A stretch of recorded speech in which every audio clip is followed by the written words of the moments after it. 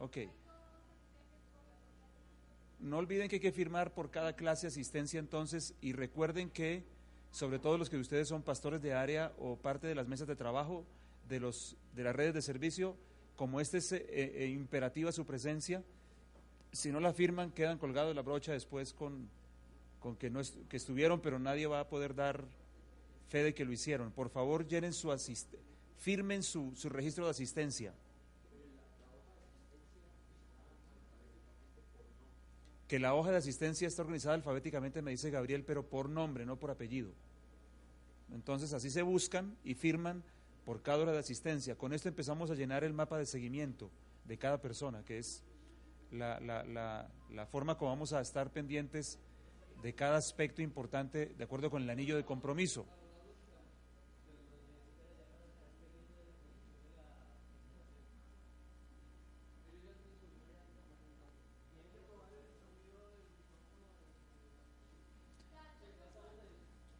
Ya les quedó y está...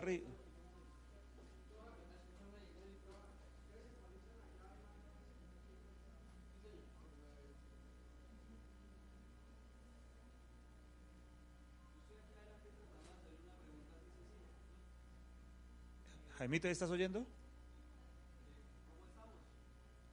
El color. El problema es el color. El problema es el color.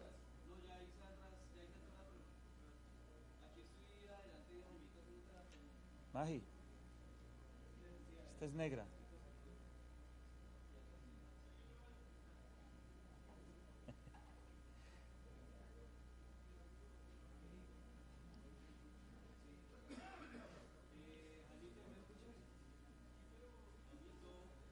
Dice que sí.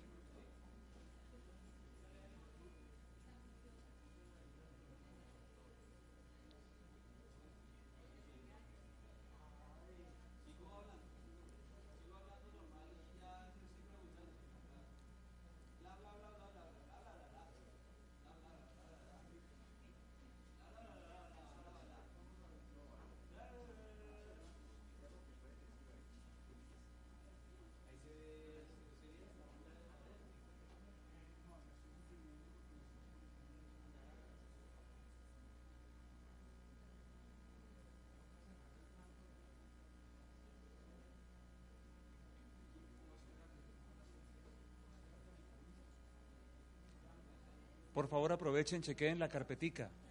Chequeen la carpetica, por favor.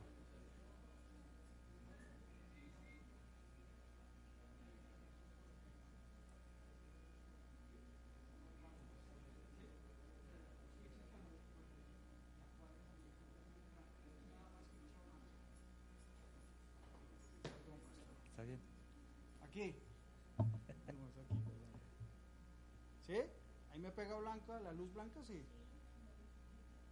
Ciérrate bien en la camisa.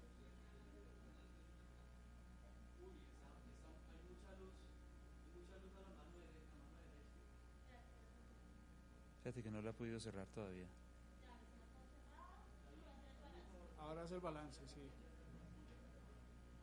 Ah, ¿de esa manera se puede hacer? Sobre un blanco. ¿Sobre un blanco? Siempre sobre un blanco. ¿Listo? ¿Te quedó blanco? Sí. Ok, abre, listo. Suéltalo y abres. ¿Sí? No, es que lo blanco mío es solo por balancear, ¿no?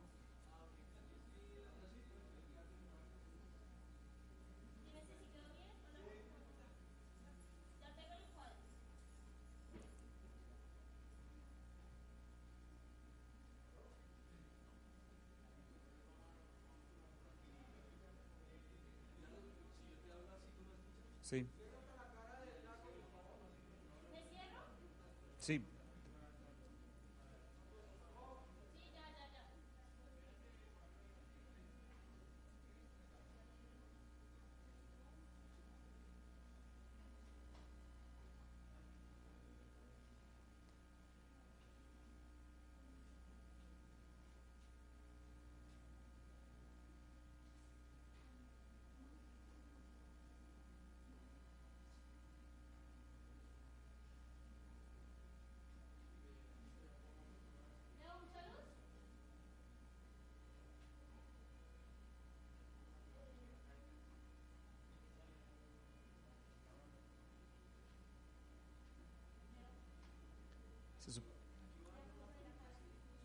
Te escucho perfecto. Con todo y que están hablando y te escucho perfecto. Es que en este lugar hay muy buena acústica, porque es muy cerradito. Sigue, háblame.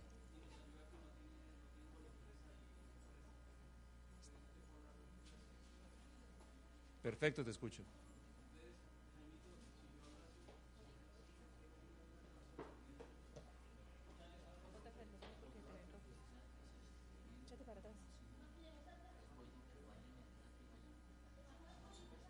Diles. Es mejor que se hagan para adelante. Para adelante.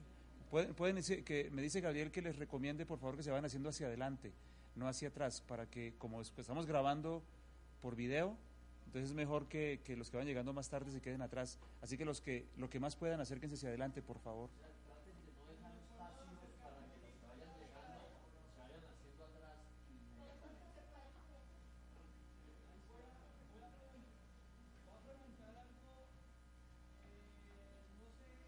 No me eches más, no me eches más, no me eches más, no me eches más.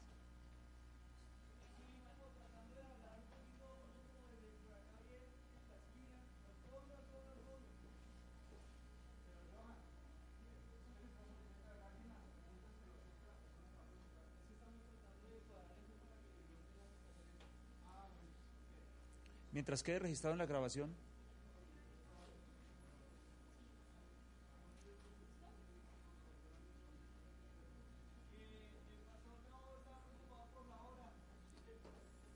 Sí, estamos todos preocupados por lo mismo.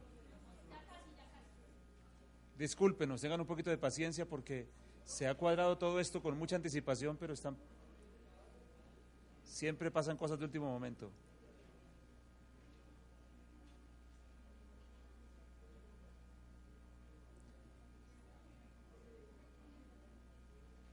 Ya que veo celulares por ahí, aprovecho para recordarles que deben estar en silencio, ¿no? Por favor, los celulares. Apagados si es posible, es mejor para evitar contratiempos.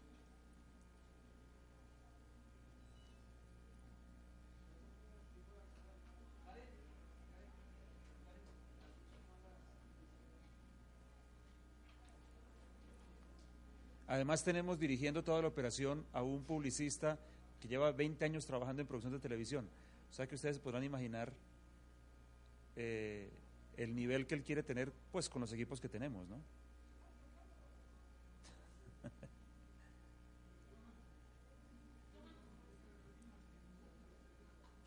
¿Miraron las carpeticas? ¿Han mirado las carpeticas?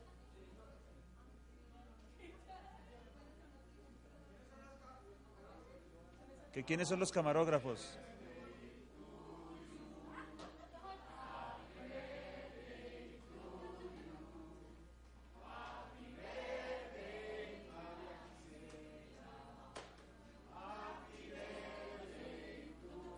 ¿Cómo hiciste? No, ese es de Valeria.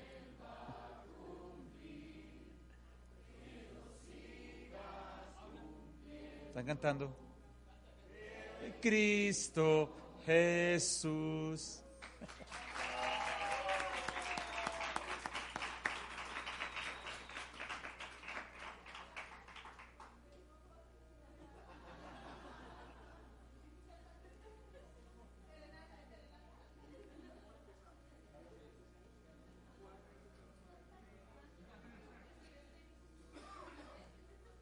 Y yo recibo carros, pero no me han dado el carro.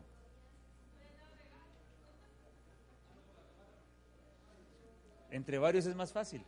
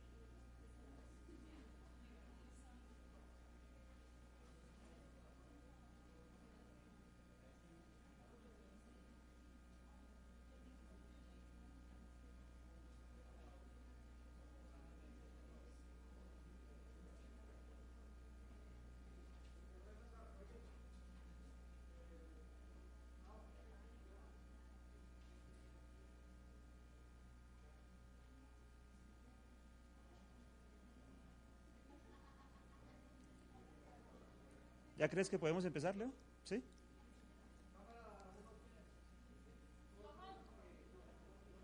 ¿Les parece si oramos y arrancamos entonces? Creo que estamos listos. Bueno, vamos a orar entonces. Señor, te damos muchas gracias por esta noche.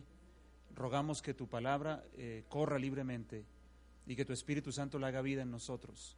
Señor, nos abandonamos en tus manos. Rogamos que cada detalle sea controlado por ti, y no solamente lo que tiene que ver con la exposición de la palabra, sino lo que tiene que ver con detalles técnicos, de grabación, de video, de absolutamente todo lo que estamos haciendo. Ayúdanos, Señor, para que esta sea una noche que quede en nuestra memoria y en nuestro corazón, y que tu palabra, al ser recordada o al ser oída por primera vez en estos temas, deje en nosotros un impacto profundo. Nos abandonamos en tus manos en el nombre de Jesús. Amén. Ustedes me avisan cuando ya arranco, ¿no? Cada uno de ustedes tiene su bosquejo para que lo vayan siguiendo, y además de sus notas, aunque al final de todo el curso van a tener unas memorias, pero siempre es bueno tener sus propias notas. ¿Ustedes están listos, Fernandito, con la presentación? ¿Sí? La de fundamentos es la primera, ¿no? ¿Recuerdas?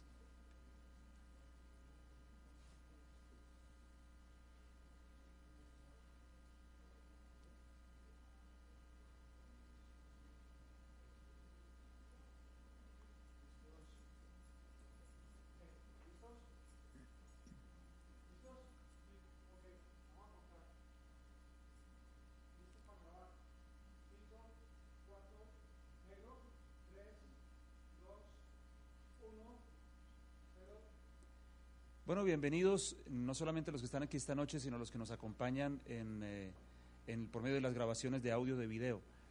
Estamos comenzando esta primera sesión, tiene que ver con todo el tema de fundamentos de la doctrina cristiana.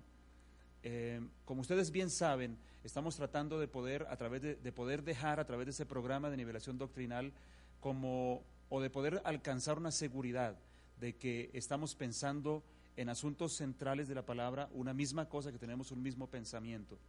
Por eso, la programación de cada uno de ustedes conoce en sus horarios y demás, y sin mayor protocolo vamos a meternos en el tema.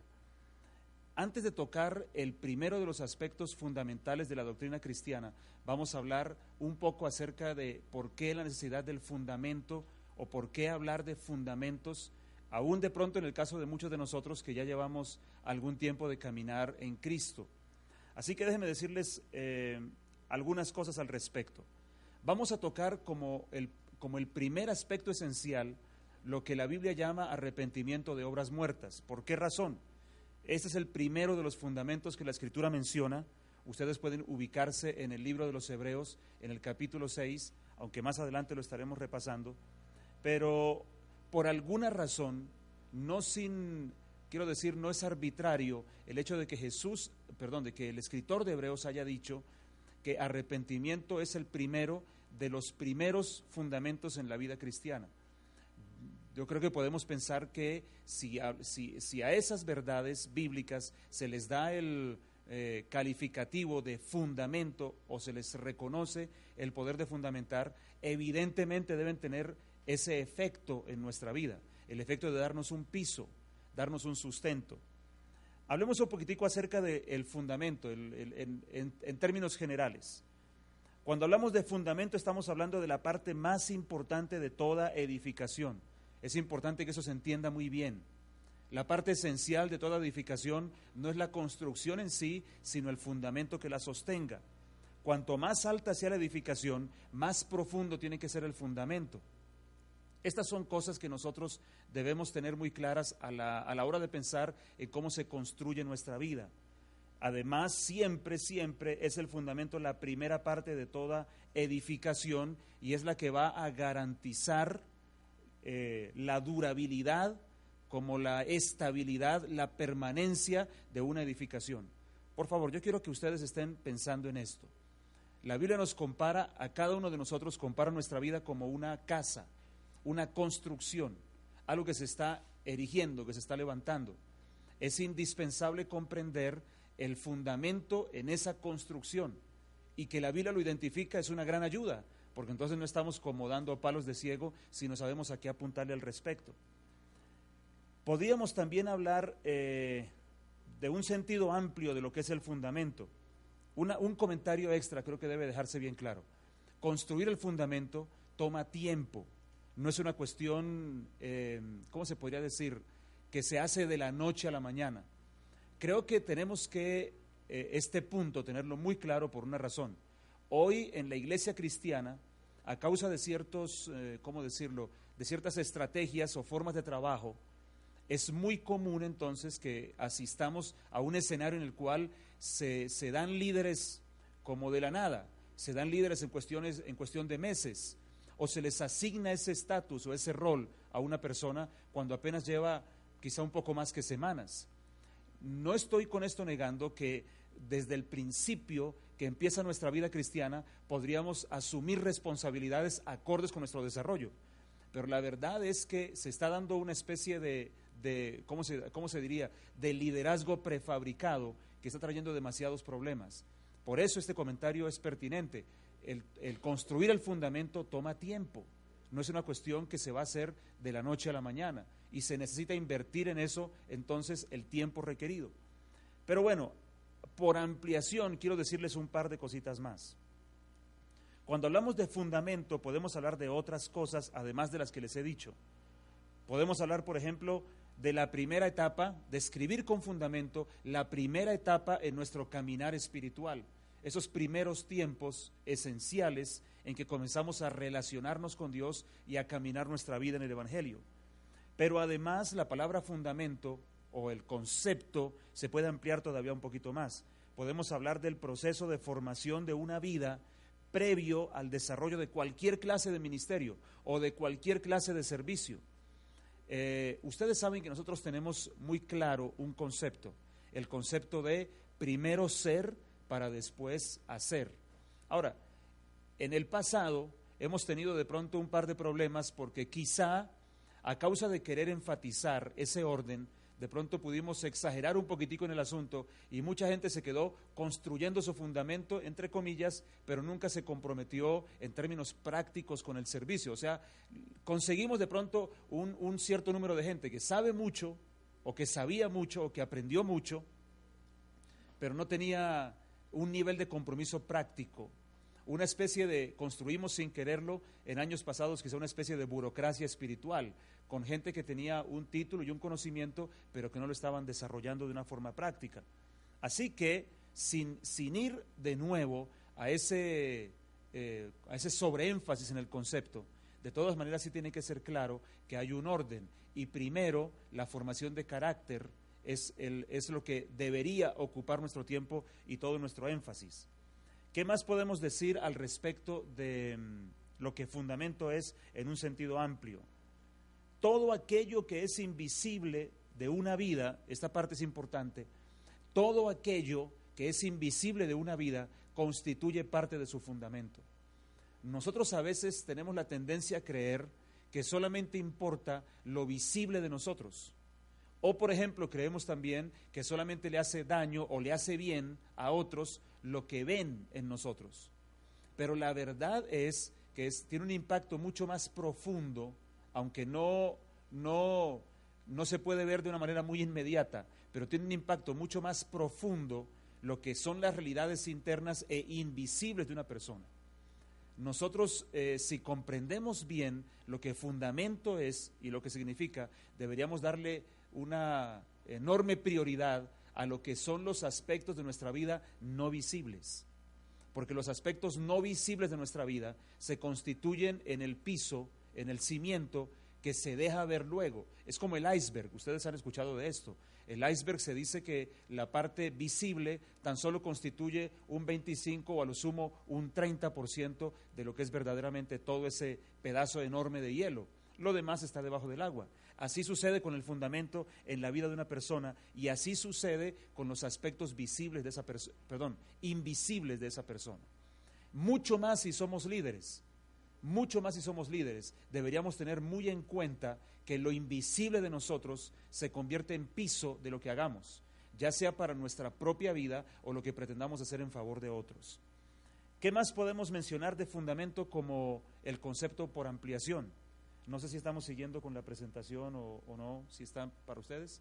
¿Sí? Ok.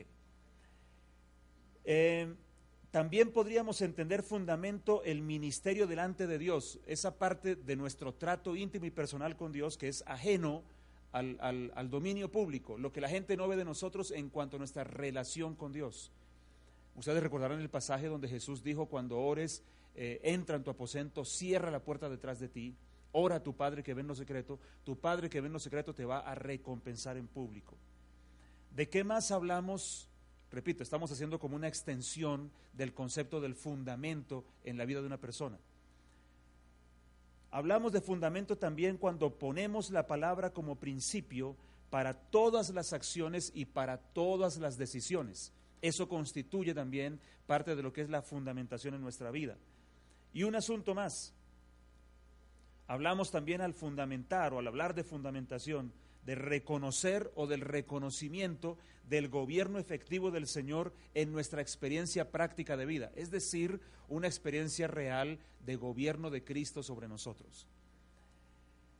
Ahora bien, yo quiero que vengan conmigo a un pasaje, por favor, tomen sus Biblias, miren Lucas capítulo 6, versículo 46. Vamos a leer 3 versículos. El Señor es muy claro, dramáticamente claro en cuanto a la importancia del fundamento en la vida de una persona. Vamos a leer juntos este pasaje, Lucas capítulo 6, versículo 46 hasta el 49. Dice: ¿por qué me llamáis Señor, Señor, y no hacéis lo que digo? Todo aquel que viene a mí y oye mis palabras y las hace, os enseñaré a quién es semejante. Semejantes al hombre que edifica una casa, el cual cavó y ahondó y puso el fundamento sobre la peña. Y cuando vino una avenida, el río dio con ímpetu en aquella casa, mas no la pudo menear, porque estaba fundada sobre la peña. Mas el que oyó y no hizo, semejante es al hombre que edificó su casa sobre tierra, sin fundamento, en la cual el río dio con ímpetu y luego cayó, y fue grande la ruina de aquella casa. Yo quiero recordarles algo a todos ustedes. Las estadísticas dicen, unas estadísticas dramáticas dicen, que tan solo 1 de cada 10 líderes cristianos terminan bien. Eso quiere decir que esta noche, por ejemplo, pues los que están siguiéndonos por video quizá no lo notan, pero digamos que aquí estamos 100. La estadística, si se mantiene, quiere decir que al paso de unos pocos años, solamente 10 de los presentes estaremos todavía firmes en este caminar, que solamente 10 estaremos vigentes. A mí me parece un asunto trágico y me parece que la estadística no es una cosa mandatoria. Ustedes saben, la estadística, por ejemplo, si hay 2 personas y una sola se comió un pollo, a la hora de hacer la estadística dice que a cada uno le correspondió medio. Lo que quiero decir es, no es una ciencia absoluta, pero nos da una idea, nos ubica. Yo creo que no sale de la nada, ni es casual que se diga que solamente 1 de cada 10 líderes cristianos terminan bien. Yo quiero llamar su atención sobre este aspecto del dicho de Jesús. Jesús dice que ¿cómo se puede decir? Que de una manera increíblemente alta en términos de porcentaje, la calidad de vida de una persona y la durabilidad de la vida de esa persona se define por la calidad de su fundamento. Todo lo que hemos dicho que es fundamento, todo lo que hemos hablado que es fundamento, dice Jesús que eso determinará lo que pase luego. Así que vamos a mirar en este pasaje un par de cosas que nos tienen que servir, porque lo que queremos es romper esa estadística de 1 de cada 10 para que podamos por lo menos subirla, es decir, por lo menos 5 de cada 10. Quizá ustedes recordarán, algunas veces se los he dicho, que a lo largo de estos 30 años de conocer a Cristo, me he dado cuenta de que realmente una de las cosas más difíciles, una de las mayores pruebas en la vida de una persona, que uno podría pensar que es la pérdida de un ser querido, o que la mayor prueba puede ser, qué sé yo, un problema financiero serio, en realidad la mayor de todas las pruebas es la prueba del tiempo. Tal parece que hay una enorme dificultad en mantenerse. Ahora, no me refiero a mantenerse de cualquier manera, no me refiero a sobreaguar, sino me refiero a mantenerse y estar vigente a través del tiempo. Jesús dice, aquí comparó 2 casas, que son 2 personas, ustedes miraron bien el pasaje, las 2 recibieron la misma clase de prueba, digamos, contra las 2 vino el mismo río, la misma inundación, tuvieron los mismos problemas, pero una de ellas dice que cayó con una ruina muy grande y la otra se mantuvo en pie. Yo no sé, yo quisiera que ustedes pensaran un momento, y los que nos siguen por la grabación,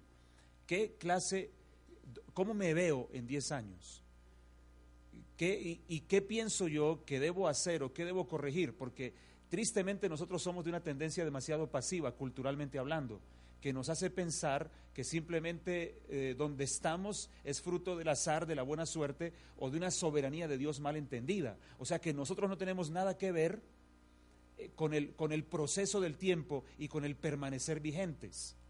Tenemos que, esa tendencia de pensamiento tiene que romperse radicalmente en nosotros, porque nos afecta negativamente. No nos deja ver cuál es nuestro rol. Sí tengo que hacer ciertas cosas. Si yo quiero mantenerme vigente en 10 años, ¿qué voy a hacer para eso hoy? Simplemente esperar no es ¿cómo se podría decir? El mecanismo correcto. Jesús dice, estas dos eran iguales aparentemente por fuera, a la vista humana eran iguales, pero cuando vino la inundación y lo demás, quedó claro que no eran iguales. ¿Dónde estaba la diferencia? No en la parte visible, sino en la parte invisible. Y Jesús dice que hay 3 cosas que son esa parte invisible, así que mírenlas conmigo. La primera de ellas, Jesús dice, el que viene a mí. El primer paso entonces, el que viene a mí. Venir a Cristo, conexión de vida con Jesús, conexión práctica con Él, conexión real con Dios. Yo recuerdo alguna vez haber estado en una casa a la que me invitaron. Primero les cuento otra historia más interesante. Un día nos dicen de un muchacho que había recibido accidentalmente un disparo en la cabeza. Si este joven sobrevivía, iba a quedar con una serie de limitaciones y de taras increíbles. Nos pidieron que fuéramos a orar, lo cual hicimos, pero cuando llegamos al hospital no pudimos entrar a verlo. De manera que solamente pudimos tener acceso a una ventanita de la habitación donde estaba este muchacho. Yo recordé el pasaje en la Biblia que dice que los apóstoles Pablo concretamente, tomaba paños de las personas enfermas, oraba sobre ellos y la gente lo llevaba y estas personas eran sanadas. Entonces tomé mi pañuelo, oré sobre él, lo pasé por la ventana y escuché bien un comentario que me dejó entender que le habían puesto el pañuelo en la cabeza, porque alcancé a oír que entraba un médico y les dijo qué hace él con eso en la cabeza, así que yo dije, bueno, está claro que se lo pusieron. ¿Qué supe después? Supe después que este muchacho fue milagrosamente restaurado, que solamente quedó en él una leve disminución en su facultad del habla, pero aparentemente muy leve. ¿Por qué lo menciono? Un gran milagro. ¿Alguna vez ellos se acercaron para agradecer a Dios, para decir voy a caminar con Dios? Nunca, nunca lo hicieron. Recibieron un milagro, pero jamás caminaron sobre lo que verdaderamente queríamos nosotros, que era que se conectaran con Dios. Porque un milagro no es simplemente un favor que se le hace a alguien de parte de Dios, sino que realmente es una muestra de bondad de Dios, pero no es lo esencial que define lo que realmente Dios quiere con una persona. En otra oportunidad me llevaron a otro lugar donde una mujer tenía unos problemas terribles con su bebé, unos asuntos aparentemente de brujería de alto nivel, tenían apariciones, materializaciones, los individuales en la pieza de su bebé empezaban a girar como hélices, cosas horribles les pasaban. Yo me ocupé de manera muy, ¿cómo se puede decir? Muy puntual en que ellos entendieran bien esto. Yo les decía, miren, lo importante es que ustedes reciban a Cristo, que ustedes se conecten con Él y a partir de allí el asunto va a cambiar y luego yo oro por ustedes. Finalmente lo aceptaron así, lo hicimos, supe a los pocos días que ya el asunto se había acabado por completo, pero una vez más esta gente tampoco se acercó a caminar con Dios. Y un día casualmente me los encontré haciendo una clínica de evangelismo explosivo, me encontré a la madre de este bebé, a la señora en cuestión, me la encontré haciendo una práctica de esa clínica de evangelismo explosivo y le pregunté a ella, ¿qué ha pasado contigo? Otra vez Dios nos pone en el camino. La primera cosa entonces, para construir un fundamento estable, es venir a Cristo, una relación práctica con Él, una relación profunda con Jesús. Quiero decir, esto importa para gente que quiera ser durable en el tiempo. La segunda cosa que Jesús dice es el que oye mis palabras. Yo recuerdo alguna vez haberle escuchado al profeta inglés, el hermano Arturo, decir, necesitamos volver al momento, al punto de inicio. Él decía que todo el problema de Adán y de Eva al caer había sido un asunto de énfasis. Cuando él dice fue un asunto de énfasis, pues todos nos quedamos pensando de qué está hablando. Y luego él lo explicó. Él dijo, el énfasis debía estar en quién dijo y no en qué dijo. Pero ellos se ocuparon solamente de con que Dios os ha dicho. En lugar de enfatizar Dios ha dicho, se quedaron con lo que Dios estaba diciendo. Pensando en esto, yo les tengo unas cuantas frasecitas aquí que les quiero regalar al respecto del qué y del quién. Escuchen esto, por favor, y si quieren anótenlo. La garantía de lo que se dice está determinada por quién lo dice. Así que no es simplemente que lo que se dice es interesante, ¿quién está detrás? Un comentario más, lo que se dice puede deslumbrar, pero quién lo dice le da veracidad o se la quita. Esto todo pensando en esa frase del hermano Arturo, necesitamos volver al énfasis correcto, que no es el qué, sino el quién. Además, otra frase más que les quiero dejar, antes de creer en lo que se dice, debemos asegurarnos de quién lo dice, siempre hay un quién detrás. Un comentario más, inevitablemente nos relacionamos, escúchenme bien esto, inevitablemente nos relacionamos y le damos un voto de confianza a quien dice lo que creemos. O sea, uno piensa que simplemente se relaciona con una idea. No, cuando yo me conecto con una idea, me conecto con aquel o aquello que la inspiró también, porque las ideas no salen de la nada, no son simplemente cosas vacías, no son simplemente como algo etéreo, sino tienen detrás un componente de conexión, vienen de alguna parte, salieron de alguien.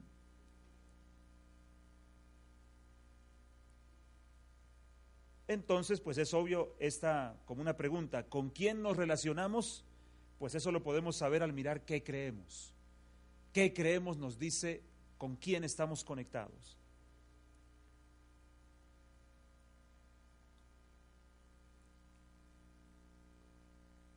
Ahora bien, hay una tercera cosa que Jesús señala. Primero, venir a Él. Segundo, oír sus palabras. Ese es un ejercicio que deberíamos hacer de manera recurrente. Uno siempre está dialogando y escuchando. Cuando uno está escuchando a alguien, se está escuchando a sí mismo. Importante en la vida poder escuchar continuamente, de una manera dedicada, las palabras de Jesús. Pero la tercera cosa que Él dice es, las hace. El que viene a mí, oye mis palabras y las hace. El Señor le habló a Josué cuando le estaba dando toda la comisión, cuando Moisés había muerto. Yo no sé si ustedes recordarán bien el pasaje de Josué capítulo 1. Y en 3 oportunidades le dice, esfuérzate y sé valiente. ¿Recuerdan ustedes ese pasaje? 3 veces se lo dice. La primera vez, el esfuérzate y sé valiente, tiene que ver con un énfasis de Dios en la visión.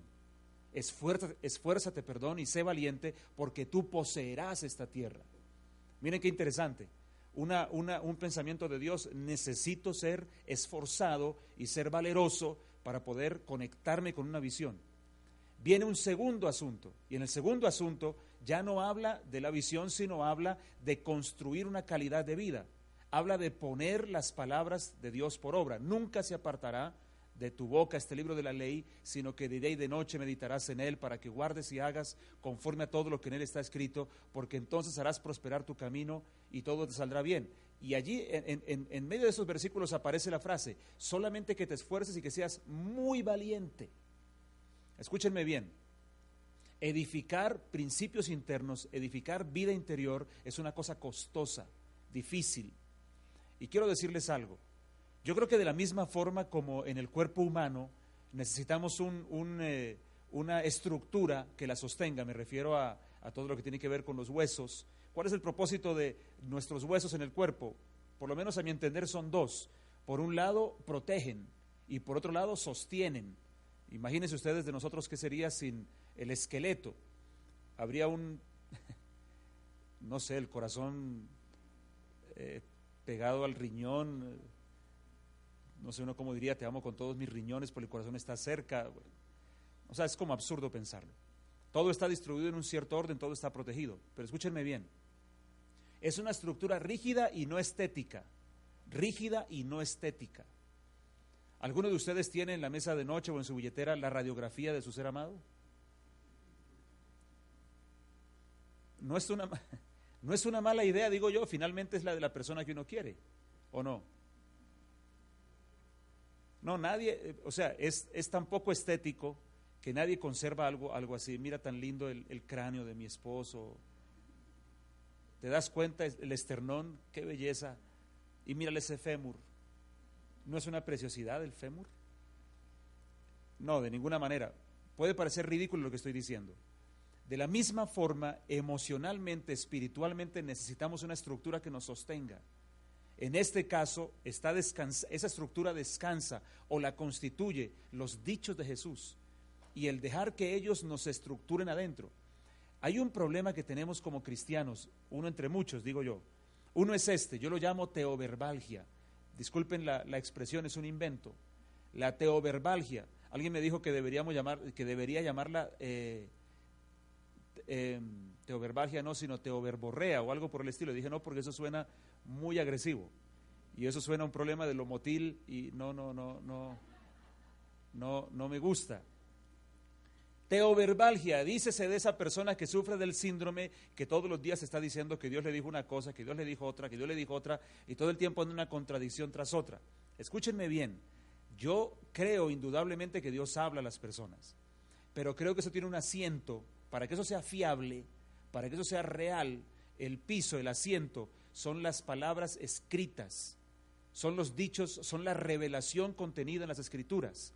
Es algo así como, sin esto, es algo así como una persona que pretenda patinar en el hielo, que es un excelente patinador en el hielo y está debidamente vestido, pero no espera que la pista se congele. O sea que entonces un patinador en el hielo con hielo derretido, ese es un buceador más bien o algo por el estilo. Necesitamos darle valor a la construcción de principios y al apego a principios de vida internos. Y sucede como con el esqueleto o con la estructura ósea del cuerpo. No es estético y es rígido.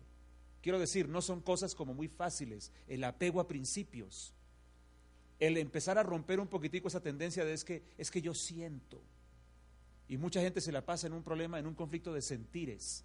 Siento esto, siento aquello, siento lo otro. O Dios me dijo, insisto, yo sé que Dios habla, pero hablo de personas que no tienen el marco firme de la palabra como la garantía de que realmente Dios les está hablando, sino que simplemente es su excusa, digamos, una excusa espiritual. Yo siento de Dios. Yo les he contado a ustedes alguna vez cómo una mujer una vez nos visitó a mi esposa y a mí, y esta mujer tenía problemas matrimoniales. Y esta mujer llegó todo el tiempo insistiendo en que le diéramos un rema, que ella necesitaba un rema. Primero yo creo que la mujer ni siquiera sabía de qué estaba hablando. Ella escuchó a algún predicador hablar del rema y se le ocurrió que sonaba bonito y que necesitaba un rema. En la Biblia hay dos términos en griego en el Nuevo Testamento para hablar de palabra. Uno es logos, el otro es rema. Cada uno describe aspectos distintos de la palabra. Uno es la palabra como un discurso, el logos, como un estudio. El rema es más bien la palabra cuando se declara. Y algunos han asumido que por extensión se puede decir un rema o se puede describir como un rema a una palabra muy específica que alguien ha declarado de parte de Dios. Yo creo que podría dársele esa aplicación mientras eso no se convierta en lo que se le volvió a esta mujer. Esta mujer todo el tiempo nos decía a mi esposa y a mí que necesitaba un rema. ¿Por qué insistía tanto? Déjenme explicarles por qué. Porque desde que llegó la sentamos y le abrimos la Biblia y empezamos a leerle Efesios capítulo 5, que habla del matrimonio. ¿Cuántos conocen ese pasaje? ¿Sí? ¿Alguien aquí lo conoce? Ok, levanten la mano que la cámara los está enfocando para que no queden mal entonces allí. Primera de Corintios capítulo 7, y yo tratando de leerle y tratando de allí empezar a explicarle algo, pero ella todo el tiempo era con el cuento del rema y rema, hasta que llegó un momento donde me exasperó francamente, y le dije yo a ella, mira, cuando tú ames y dejes que el logos, le hablé en sus términos, ¿no? Cogí la Biblia, el libro, se lo mostré y dije, cuando tú dejes que el logos de la palabra te hable, cuando tú aprecies el logos, entonces ese rema que estás buscando va a llegar a ti. Y creo que así es como funciona realmente.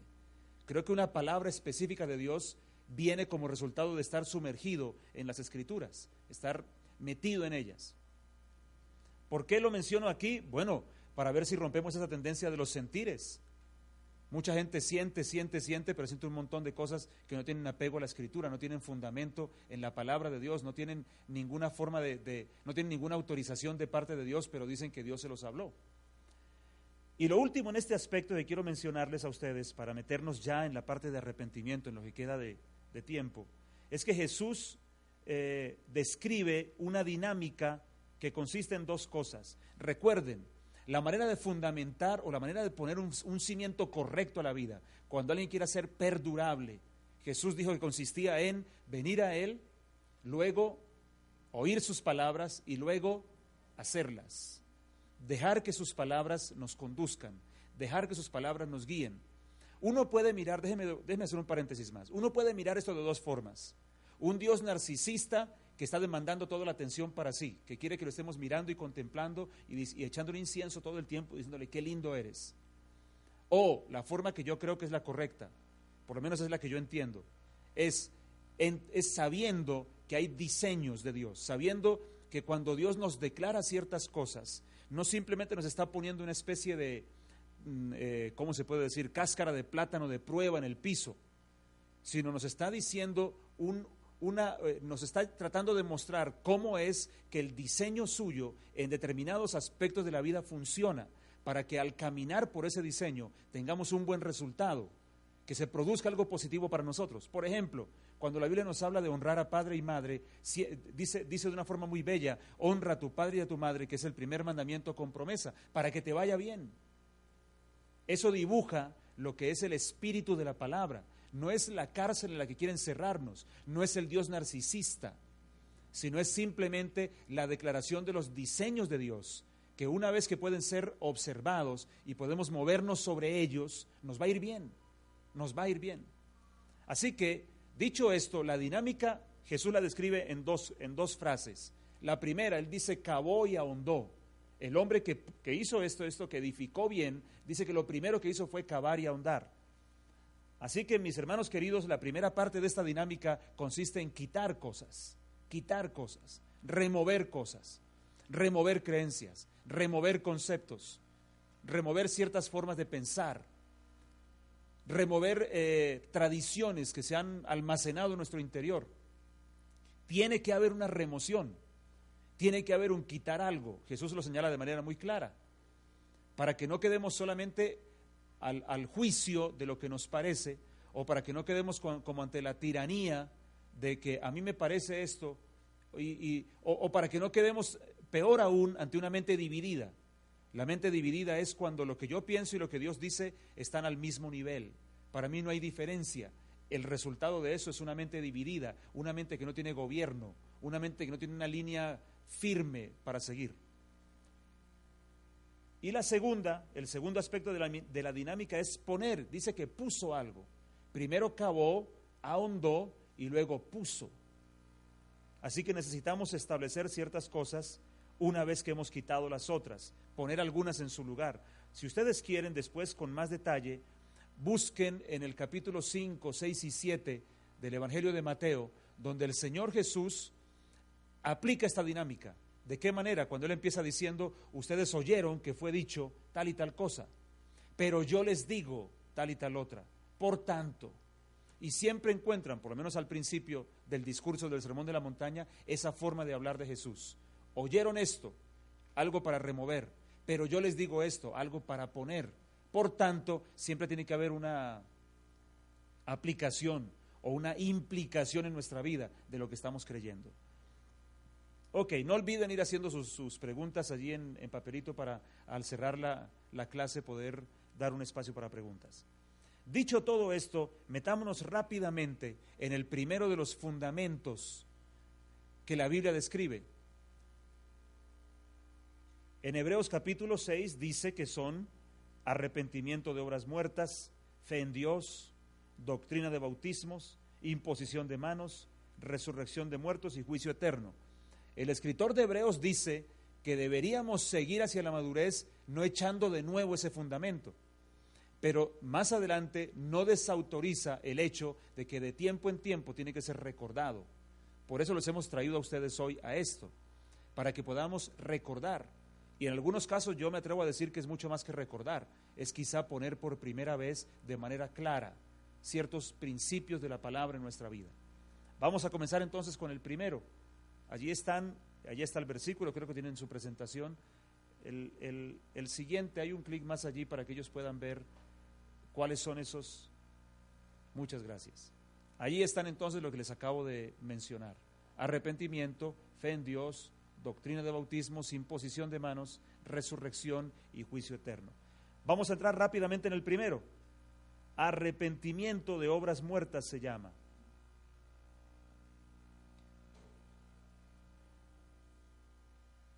¿Estamos listos?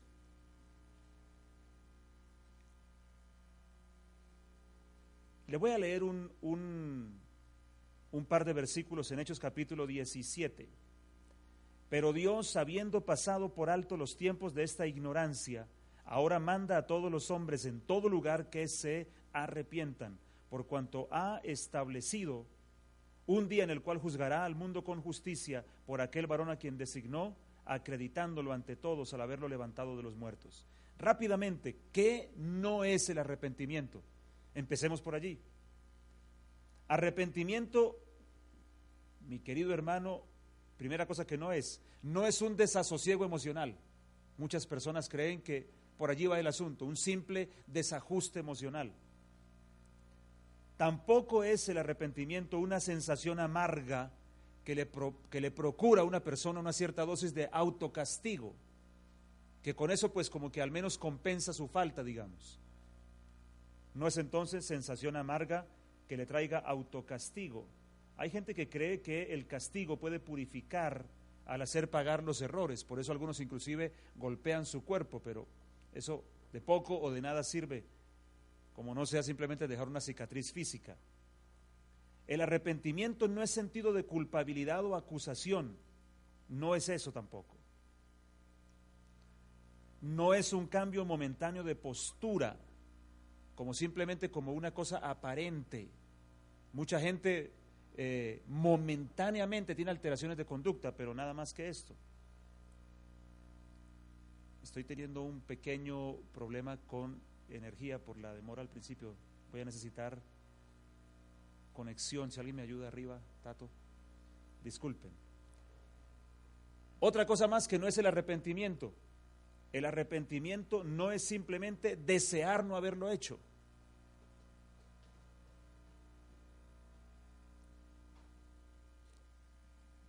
Otra cosa que no es el arrepentimiento. ¿Vamos bien con esta lista de los noes? No es llorar pero no tener cambio alguno. Llorar sin cambio. Yo recuerdo una vez una persona que habló conmigo, quería hablar conmigo, digo yo que para desahogarse. Lo único que hizo fue contarme todos sus travesuras, sus picardías, sus triquiñuelas, sus barbaridades, todas.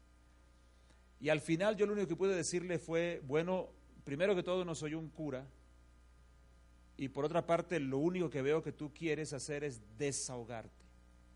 Pero yo no veo que detrás de tus palabras haya algo que diga que estás buscando tomar una acción de cambio, ni que estás procurando que realmente Dios intervenga en tu vida.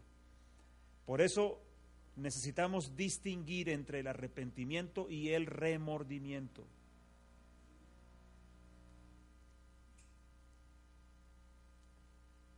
¿Esto es claro hasta aquí?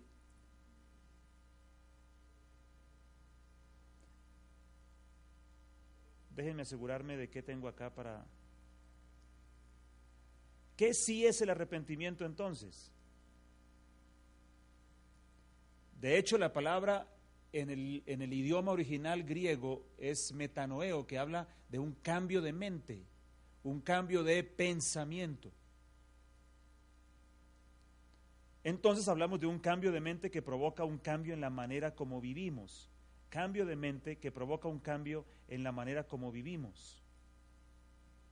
Muchas gracias.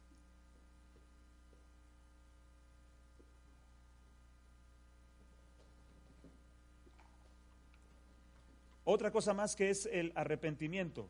Cuando hablamos de arrepentimiento genuino, estamos hablando Bueno, primero debo recordarles algo. Hay una palabra muy parecida en el griego a metanoeo, que es la palabra metamelomai. Esa traduce remordimiento. ¿Ustedes dónde la encuentran? Por ejemplo, cuando la Biblia dice que Judas arrepentido se ahorcó, ¿cuál palabra creen que aparece en el griego? Metamelomai. O sea, él estaba en un desasosiego espantoso, pero él no estaba verdaderamente arrepentido. Ese no era su punto. Así que cuando hablamos de déjalo, no te preocupes. Cuando hablamos de arrepentimiento genuino, estamos hablando es cambio de mente, pero un cambio de mente que provoca un cambio de acción en la vida de una persona. Otra cosa más, hablando de arrepentimiento, hablamos también de aborrecer los pecados pasados. Cuando ha habido un genuino arrepentimiento, hay un efecto interno que se produce, que es el de es una reacción, ni siquiera es algo voluntario. Creo que cuando hemos experimentado verdaderos arrepentimientos podríamos atestiguar esto. Hay algo en nosotros que aborrece la práctica o el pecado cometido o la situación en la que estuvimos viviendo. Algo más que es ese arrepentimiento. Estamos hablando de cambio de decisión entonces. Porque la misma palabra por extensión tiene que ver con lamentar, cambiar de idea, volverse, retornar.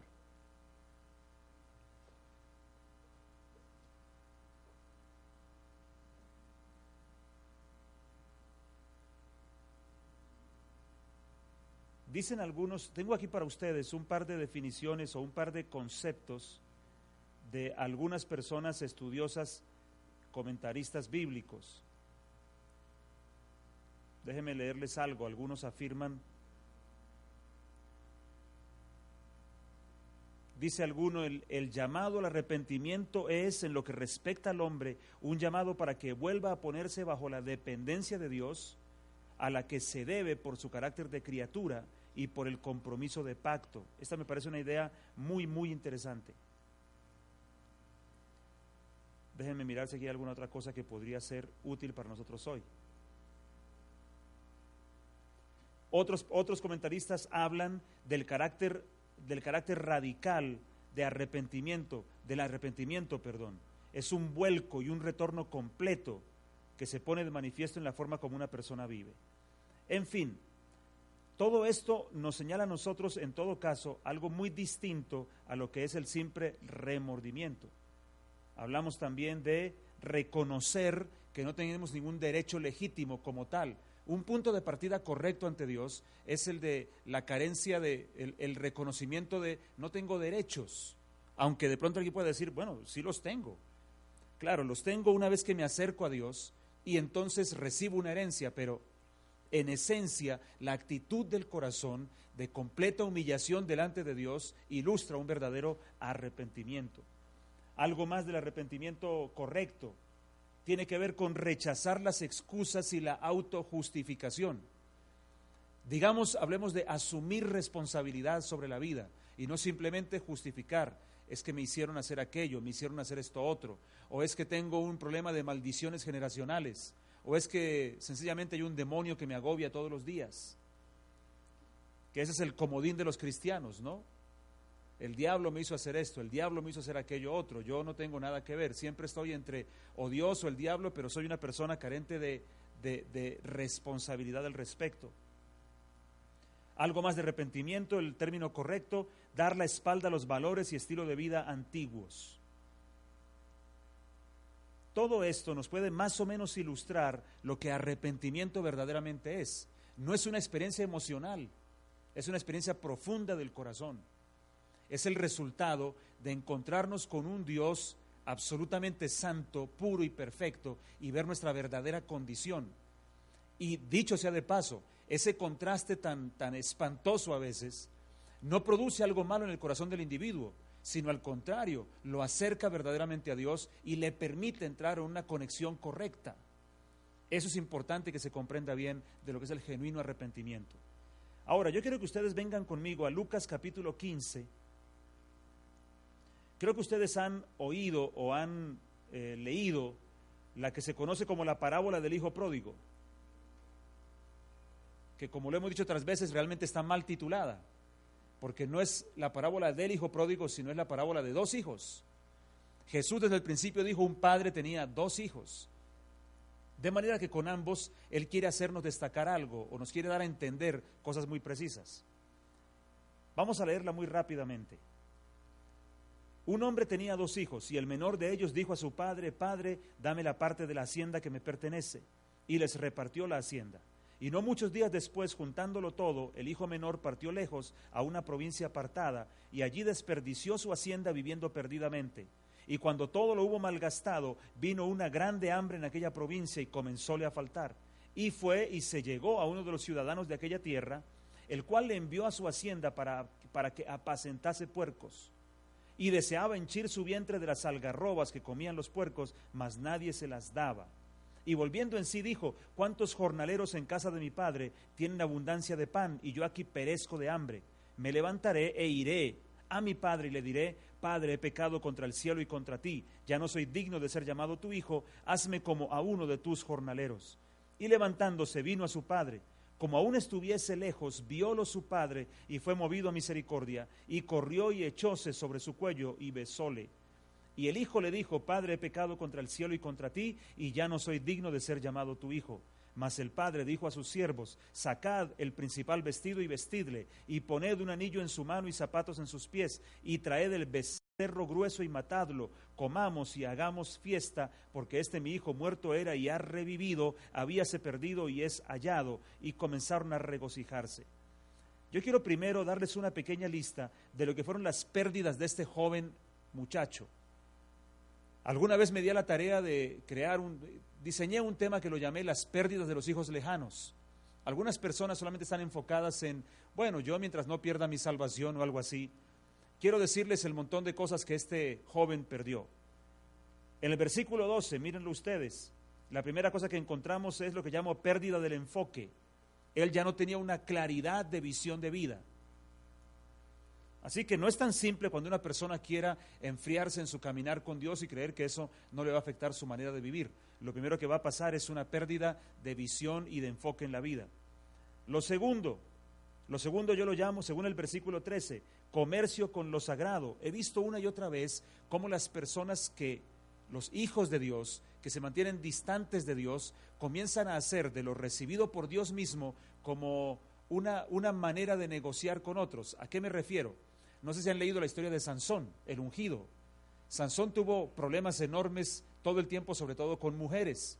Alguna vez le dije a un joven, un músico excelente, le dije, tú eres más responsable que otros por una razón, porque tú estás usando la belleza de la unción para poder atraer hacia ti mujeres y para poder relacionarte con ellas de una forma incorrecta.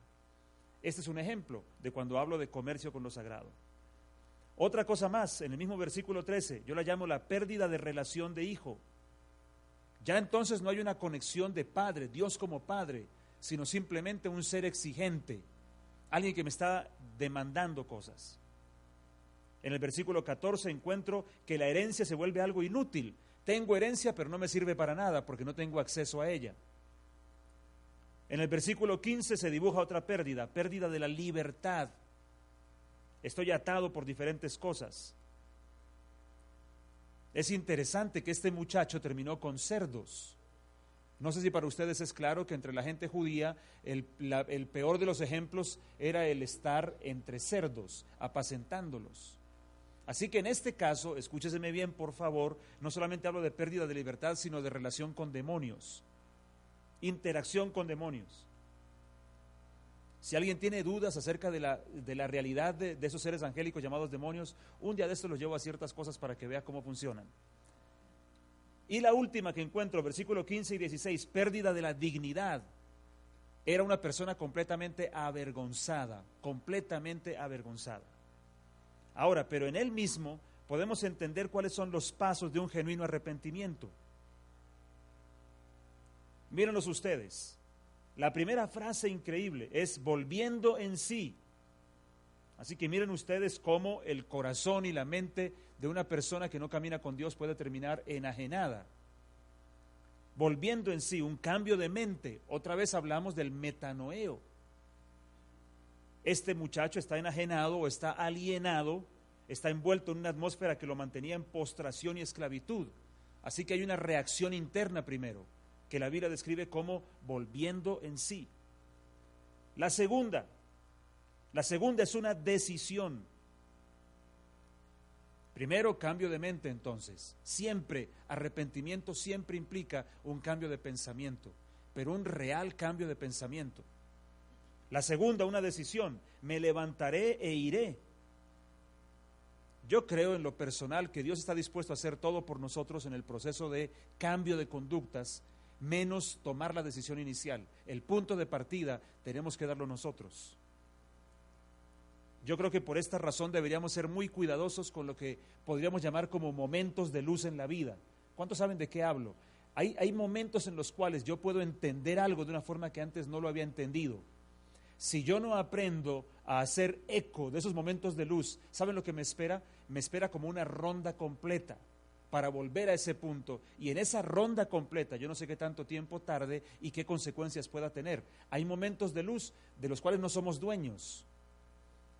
Aunque, escúchenme esto, aunque estoy afirmando que la decisión es una cosa que está en manos nuestras, estoy diciendo que los momentos de luz le pertenecen a Dios. Los momentos de luz no nos pertenecen a nosotros. Y hay personas que desechan en su vida momentos de luz, momentos donde entienden algo para poder salir de una situación. Y cuando desechan el momento de luz, siguen en una ronda más.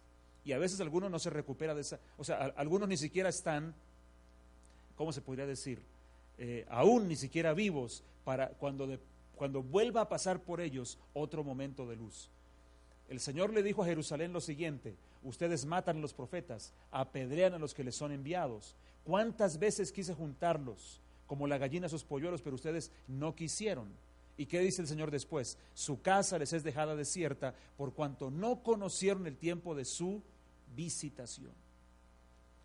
Un consejo, mi querido hermano, un consejo que lo digo por experiencia propia: cuando llegue un momento de luz a nosotros es mejor no desecharlo, no dejarlo pasar. Aquí viene la decisión entonces. El tercer paso en este proceso de arrepentimiento es acción.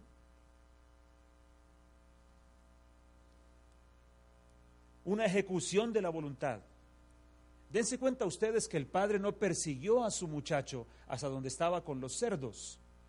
Pero noten ustedes que el padre todo el tiempo lo esperó, porque el relato de la parábola dice que cuando lo vio aún lejos, ese aún lejos, ¿cuánta distancia es? Esa expresión aún lejos nos deja ver que estaba atento todo el tiempo. No lo siguió hasta su lugar, no lo siguió hasta ese lugar oscuro en el que se encontraba, pero lo aguardaba permanentemente. Y quiero que noten que el relato bíblico dice que cuando lo vio de lejos fue movido a misericordia y corrió. Dice que lo cubrió de besos, lo besó, pero la traducción literal es lo cubrió de besos, y el último tramo, de vuelta a la casa del padre, lo recorrieron juntos. Así que lo siguiente es acción. Ahora, mientras hablaba de todo esto, recordé un hombre que tenía, un cristiano de esos muy, que se dan mucho por allí. Él era un hombre bueno, solamente tenía un problemita, le pegaba a su mujer, pero un defecto lo tiene cualquiera. Ahora, además hay que abonarle que el hombre siempre se arrepentía. No, era muy noble, él le pedía perdón luego. ¿Y saben qué me decía el hombre? Me decía una y otra vez, me decía: Edgardo, hazme una liberación. Si tú me echas afuera a este demonio, yo voy a cambiar. Y yo le decía: tú no necesitas liberación, necesitas arrepentimiento. Cuando te arrepientas, entonces te echamos afuera ese montón de demonitos que tienes por ahí. La siguiente es confesión. En la Biblia, la confesión tiene un lugar preponderante. ¿Sabe lo que significa la palabra confesar en la Biblia? Significa decir lo mismo que, estar de acuerdo con. Eso es lo que significa confesar. O sea que la confesión vacía, esa confesión ritual de acúseme Padre, no es bíblica. La Biblia dice: si confesamos nuestros pecados, Él es fiel y justo para perdonarnos. Pero si tú le pones el sentido a la palabra confesión, que es decir lo mismo que, entonces habría que parafrasear ese versículo de la siguiente manera: si decimos de nuestros pecados lo mismo que Dios dice, Él es fiel y justo para perdonarnos. O otra forma de entender la palabra confesión: una cosa es decir lo mismo que, un significado, perdón, y el otro es estar de acuerdo con. Así que la otra forma de entender ese versículo es, si estamos de acuerdo con Dios en que hemos pecado, Él es fiel y justo para perdonarnos. Así que lo siguiente es confesión. Hasta aquí no hay palabras, pero aquí sí. Ya llega un momento donde las palabras entran en acción allí. El hijo le dice, Padre, he pecado contra el cielo y contra ti. ¿Y qué resulta de aquí? Bueno, lo siguiente que vamos a mirar, unos beneficios. ¿Cuáles son estos beneficios según esa misma parábola?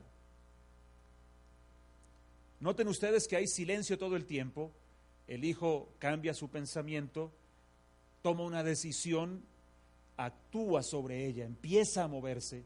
El padre entonces toma su parte ya en ese proceso de regreso, pero aquí por fin el hijo habla. Yo recuerdo una vez cómo el pastor Randy McMillan nos hacía notar que el primer diálogo que registra la parábola entre el hijo menor y el padre era dame la parte que me corresponde. Pero el segundo diálogo, después de mucho tiempo, ya no es dame, sino hazme. Padre, he pecado contra el cielo y contra ti, no soy digno de ser llamado un hijo tuyo. Hazme como uno de tus jornaleros. Miren qué cambio, ¿no? El primero era dame, el segundo era hazme o haz de mí. ¿Qué cosas le son devueltas a este, o cuál es el beneficio del arrepentimiento? El primero de ellos, vestiduras nuevas. Dice que el padre mandó que le pusieran un vestido nuevo. Escúchenme bien, mis hermanos amados, solamente como resultado de un genuino arrepentimiento uno puede experimentar limpieza interior. Y esa sensación es tremendamente agradable.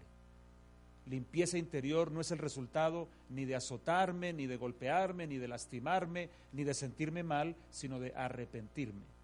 Y cuando me vuelvo a Dios en arrepentimiento, la primera cosa que se me da es un vestido nuevo. La segunda, tenemos ahí unas figuritas para ilustrar, creo, a los que nos ayudan, por favor, para que puedan ver estas tres cosas que son tan importantes. La segunda, el anillo. Ustedes saben que en la antigüedad el anillo era sinónimo o representación de autoridad. Y obviamente de dignidad también, ¿no? El padre le restaura la herencia como si jamás este muchacho lo hubiera pisoteado. Esa es parte de las cosas asombrosas en cuanto al perdón de Dios. Como si nunca él hubiera deshecho, destruido e irrespetado su dignidad de hijo y la herencia que se le había dado. Y la tercera cosa que se le da es calzado para los pies. La tercera cosa que es restaurada como beneficio de un arrepentimiento es volver a tener brújula en la vida, volver a tener dirección. En lugar de andar ebrio interiormente, estar ahora sobrio.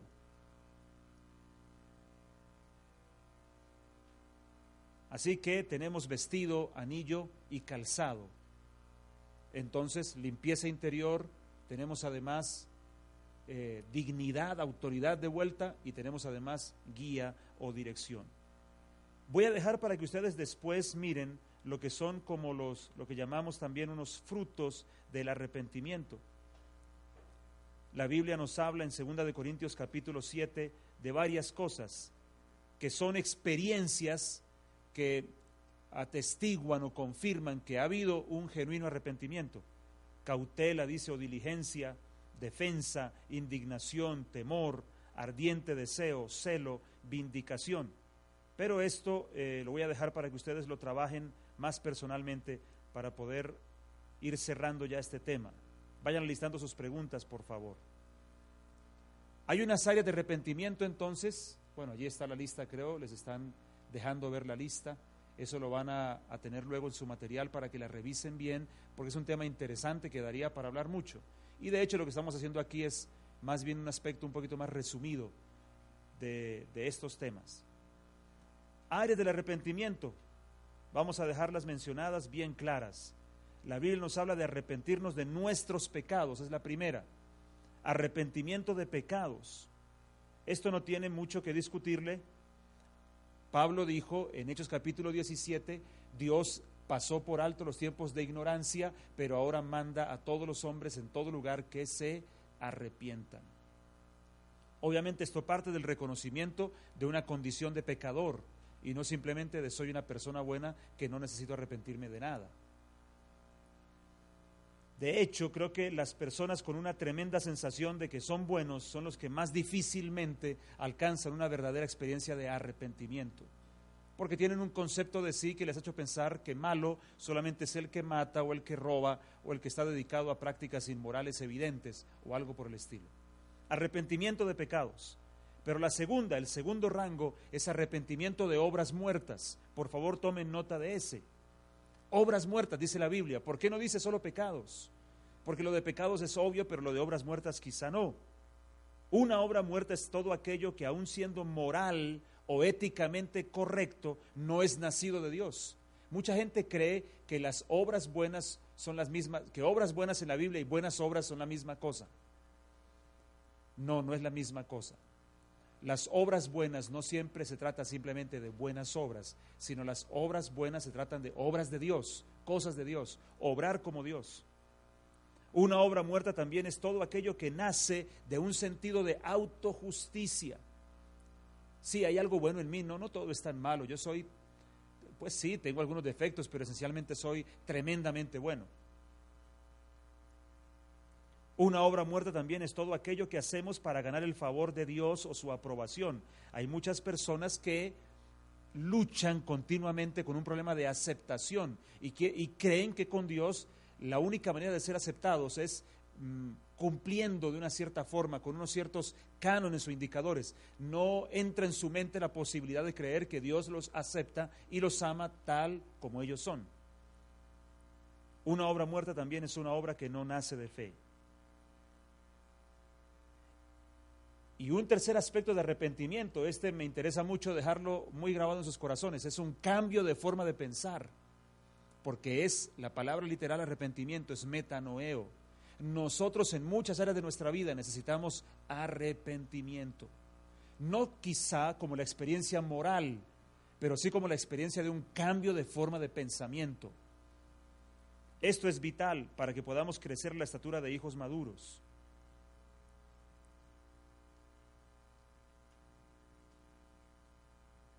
Como conclusiones, entonces, les vamos a dejar ver un cuadrito ahora, un paralelo muy sencillo, pero como conclusiones, el arrepentimiento es el primero de todos los principios de Dios, es el primero de todos ellos, siempre antecede a la fe. Jesús predicaba diciendo, arrepiéntanse y crean. O sea que muchas veces parece ser, según el dicho de Jesús, que hay ciertos aspectos de la fe que no funcionan en nosotros porque no hemos vivido un proceso, en algunas áreas al menos, de genuino arrepentimiento. Comentarios finales entonces, otro más. Si no tuviéramos responsabilidad alguna en el proceso de arrepentirnos, no sería un mandamiento, como en Hechos 17 lo dice, que Dios manda a todos los hombres que se arrepientan. Pero es claro que Dios trabaja con nosotros, esa es la buena noticia. El Padre siempre está atento, como en la parábola con el hijo menor, aún viéndolo lejos, fue hasta él y le ayudó a recorrer la última parte. Yo quiero que esto nos anime a nosotros. En los procesos de cambio, Dios está involucrado activamente con nosotros. Solo que una parte inicial corre verdaderamente de cuenta nuestra. Miren el cuadrito entonces, hay un paralelo entre arrepentimiento y remordimiento. Y con esto cerramos este tema, para dar un espacio pequeño a preguntas. Las vas dejando correr, Fernandito, para que las vean todas, no importa, de una vez. El arrepentimiento parte de una confrontación, es Dios confrontándonos, es el Espíritu de Dios confrontando, es la palabra confrontando. Mientras que el remordimiento parte de una acusación. Qué mal que hice eso. Hay una diferencia. Si tú quieres saber cuándo es confrontación y cuándo es acusación, la confrontación termina cuando yo me arrepiento. La acusación se mantiene indefinidamente. Esa confrontación produce en nosotros una convicción, es una revelación al corazón que produce convicción, un momento de luz que produce una convicción interna. Pero en el lado del remordimiento lo que produce es pesar, culpa nada más, que para efectos de Dios no sirve para nada. De pronto a alguno le sirve solamente para lamerse sus heridas y sentirse mal y quedarse allí esperando que otros se compadezcan de él, de pobrecito, es que él es así o algo por el estilo. Esa convicción, yendo a la parte de arrepentimiento, esa convicción genera un cambio de mente, un cambio de pensamiento, mientras que por el lado del remordimiento simplemente se da una presión emocional. Me siento mal emocionalmente, me siento muy mal, nada más. Siguiendo por la línea de arrepentimiento, ese cambio de pensamiento se deja ver a través ahora de una decisión. Hay una decisión concreta. Ya sé lo que voy a hacer, como dijo el muchacho. Me voy a levantar de aquí, voy a ir a mi padre y le voy a decir esto y esto. Mientras que por el lado del remordimiento solamente hay como un ajuste temporal, momentáneo, un pequeño cambio, pero que dura muy poquito, no tiene piso. Siguiendo por el lado del arrepentimiento, esta decisión verdadera produce un cambio de actitud, un giro de 180 grados. En el otro solamente cambio momentáneo o aparente. Y lo que nos queda entonces, el proceso de arrepentimiento nos lleva a restauración, mientras que esa línea de remordimiento solamente produce una mayor sensación de condenación interior. Por un lado, entonces, en el arrepentimiento tendremos libertad para servir a Dios, mientras que, por la otra línea, solamente una conciencia continua de pecado o llegar a un punto en el cual seamos indolentes al respecto. No nos importa nada. Ya no nos importa.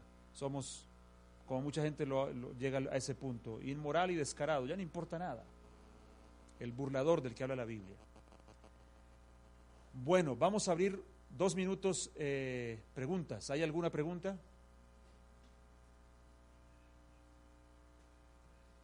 Si hay alguna pregunta, simplemente levanta su manito, lo dice, se pone en pie, lo dice en voz alta. Aquí registramos su pregunta en la grabación y le respondo.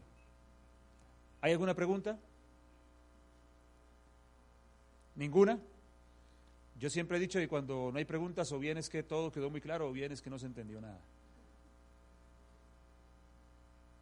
Espero que sea la primera. Vamos a cerrar esta clase con una oración. Voy a pedir por favor que cierren sus ojos.